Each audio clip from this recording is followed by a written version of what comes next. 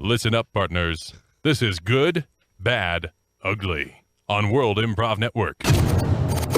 Good evening, everyone. I'm Alex. My name is Asa. And I be Jim. And we are your astute win counselors on this 4th of July weekend to get you through any problems that you might be having, barbecues, whatever might be going on in your mind that you need addressed. We're here to solve it for you. Yeah. And we're going to get to our first winner, and that's Louie from Denver, Colorado. All right. What up, Louie? What up, Louie? Dear Win, he writes, I always have women who are with their significant others stare at me when they come into where I work. Any recommendations on what I should do? That's a big 4th of July problem to have. Well, I feel like he left us a little weak on. We don't know why they're staring at him. Right? Yeah, maybe they want him to do his job, and maybe where he works. I see where you're getting at here, Ace. That's like if you're a waiter, it's like people are always looking at me. It's like so weird. It's like, but that's. He was specific though about significant others. So guys, girls, whatever, that are together staring at him. And it says, I always have women, so, I mean, is he exceptionally good looking? Does he have like a goiter or a lizard face tattoo or something? Well, Jimbo, you're an expert on that stuff. Oh, so let's take the assumption that he's either extremely Adonis hot or extremely elephant man ugly. Okay. Either way, what should he do about this? Well, if you're extremely hot, I think you should just go about your day. These women are just taking a minute out to enjoy a fantasy tryst with you in their minds. They just need that. I think it's a thing that people in relationships need, is they need to get out of it for a little bit. If you're stuck in a relationship with the same person all the time, like it's going to get boring. So you need like daydreaming. Is that what you're saying? Okay. Yeah, exactly. Not necessarily call for action, just daydream a little bit. Right on. Okay. Yeah, fantasy is, the next best thing to reality. Some would say it's even better. Yeah. What's that game like that Second Life or whatever it is, where people like live their lives through a video game, get married, engaged, and all that stuff. So maybe like the Matrix is actually better than reality. Exactly. Very interesting. What do you think, Ace? What should Louis do about this problem that he has? Do about significant others staring at him. So women that are with some guys or with other women constantly staring at him whenever they come into his workplace. Tell on him. Oh, man. So you're saying walk over to them and just say, look, I caught your girl staring at me. Well, not even to the husband, but call out the significant other. Hey, you're staring at me. That makes me feel uncomfortable. Right. Or, fill in the blank, however it makes you feel, whatever feeling you're feeling at that moment. And no feelings are wrong. Yeah. Louis. Don't judge your feelings. Your feelings are your feelings. But then, begin a dialogue. Maybe find out, why they're, ask them, why are you staring at me? Right. Tell them how it makes you feel. And then, just see where it goes from there. That's not a bad idea. Louis, I'm going to say go a little bit more aggressive than that even. Start dancing, wherever you're working at. Start dancing, hula hoop dancing, stuff like that. Maybe even do some belly dancing. Then if you have a bar, a pipe, anything that can resemble a sword, light it on fire, stick it down your throat, and then see how intense they stare at you. Yeah, control the attention. Absolutely. Not just passive attention, but command it all. So everybody that's in there, not just the significant other of this person, but everybody in that place is forced to stare at you. Therefore, the people that are staring at you might not feel so uncomfortable, or the guys that are catching their girlfriend staring at you might not feel so bad because he's staring too. Bam, that's it. All right. Joseph from Winnipeg, Canada, he writes, Dear Win, what do you think of Kanye West using nude celebrity lookalikes in his newest rap video, Famous? I think it's a beautiful thing that Mr. West is doing. Because the thing is, in Hollywood, when you have somebody that fits a certain type, right, that's the only job that's available. So all these other people that look like that celebrity, they're going to be out of work. So Kanye's stepping in. He's a job creator, right? He is single-handedly helping our economy. So I say go Mr. West. By 6 or 7 people that look like celebrities, Taylor Swift, whoever. Yeah. Those are 6 or 7 people that might not have a job, and definitely not the same success as, let's say, a Taylor Swift. Yes, exactly. Wow. But he's giving them a step, taking a step. That's a very, very nice way to look at it. Economically, it makes sense. What do you think, Ace? I think it's a brilliant creative choice on his part. He's a visionary artist, and I think what he's doing is he's making a commentary about identity and who is a person.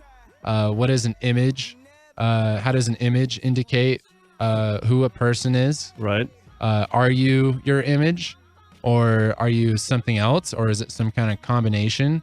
You know, is it your character and your actions that compose who you are? I say, way to go, Kanye. I think Kanye here's got a little of a Freudian thing going on. I think all these, I think the reason why he puts these celebrity lookalikes in his videos because those are the people that he actually wants to lay naked with in the video. Kind of like when he was a young boy. Freudian. Oh, okay. That's psychodynamics. Yes. The id.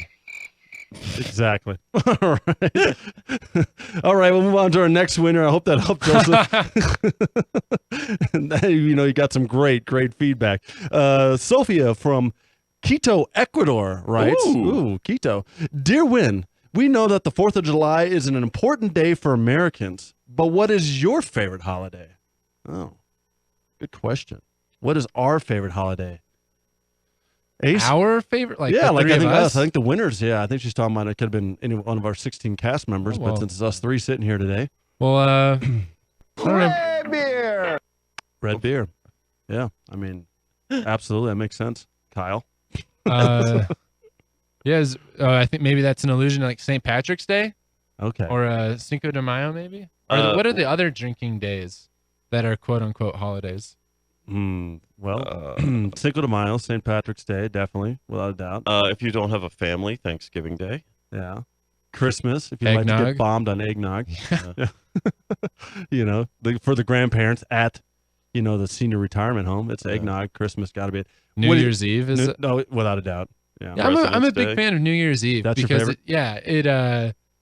It's I feel like of all the holidays, I mean, everybody has their own opinions about like time and when does the year start, and you know, it's not a new year, it's just another day, you know, after another day after another day.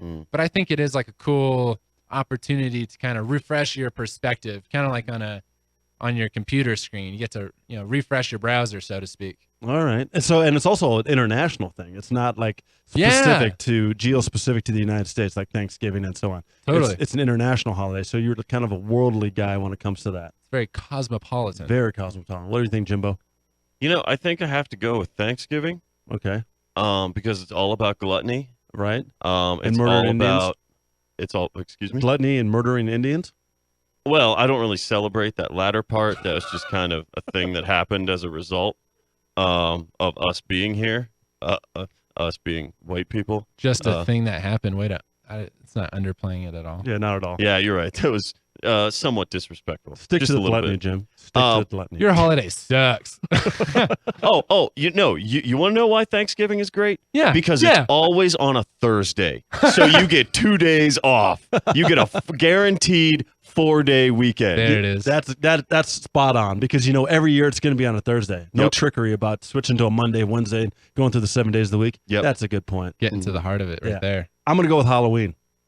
Because you know why? Because you get have a good time to scare people, good time to look like freaks, good time to be as promiscuous looking as you want and not get chastised for What's it. the most promiscuous costume you've worn, Alex? That I've worn? Yeah, that you've worn. Okay, the most promiscuous one that I've worn was actually I had a 6 foot, since I'm 6'4", I made this condom suit, right? And it literally rolls over my whole body like a condom. And then I made these testicles and put like crepe hair on and veins and everything. So I was a 6'4" genitalia. Wow. Yeah. Please tell me there's a picture of this somewhere. There is. And actually, in fact, I think I got second, if not, or first in a costume contest. What would you have lost to? Oh man, I don't think I did lose, but if I did, it was to a guy getting electrocuted or something. He had like made his own homemade electric chair and everything, and he looked like someone getting electrocuted. It was a pretty cool costume. But then I even had like a stage presence. I got up there, it was us final 3. They announced it, and I did my little spit. I put milk in my mouth. Your little spit? Yeah. I put milk in my mouth, and we'll just leave it at that. Wow. But I think Halloween is because, again, you can just kind of be way out there and do whatever you want. You know, and you can even glorify the dark side of things sometimes. You know? I would make that my second holiday, because you get to be anybody, and like nobody Judges you. Yeah, recognize you. Yep. You know, like you get to change your identity that day. And we're going to have one more little piece of inspiration to get you the rest of the week so you can find yourself, known as Horoscope Corner. Love, fortune, status. Let us do your astrological chart. Horoscope Corner on World Improv Network. Uh-oh, are you a Leo? Because you're going to have to change your name to Leo unless you go to the World Improv Network Facebook page. You can check us out over there. You can like us. You can check us out on YouTube, the World Improv Network. We have a channel. There are a bunch of videos. Check out some previous shows. I believe all our shows are archived there, so you can go back to the very beginning of the Win Show. Check out the origins of Alex, Asa, and myself.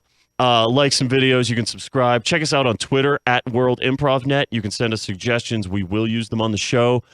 You can also check us out on iTunes and Google Play. There's a podcast. The World Improv Network is available. Check it out. Subscribe to it. Download it. Leave a review. That helps other people find it. And as always, you can check us out live every Sunday night on Facebook Live, on AM 1340 Mile High Sports Radio, and on KDCO 104.7.